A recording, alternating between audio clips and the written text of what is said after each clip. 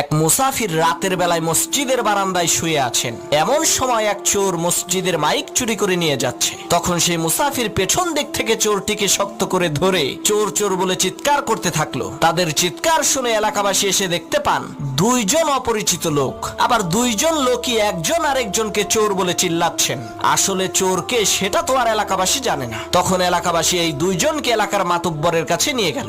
মাতুব্বর বললেন, তোরা দুইজনেই চোর, তোদের শাস্তি হলো সকাল পর্যন্ত তোরা দুইজনে আত্মহত্যায় মারা যাওয়া এই লাশ পাহারা দিবি। আমরা কেউ এই লাশের কাছে থাকবো না। তাদের দুইজনকে লাশের পাশে বেঁধে রাখা হলো। তখন মুসাফির বলছে, আল্লাহ, শেষকালে তুমি আমারে চোর বানাই দিলা। আর সেই চোর বলছে, তুই আমারে ধরলি কেন বল, এই কারণেই তো তুই চোর হইলি। তখন সেই লাশ বলে উঠলো, পাইছি রে পাইছি, আসল চোর রে পাইছি।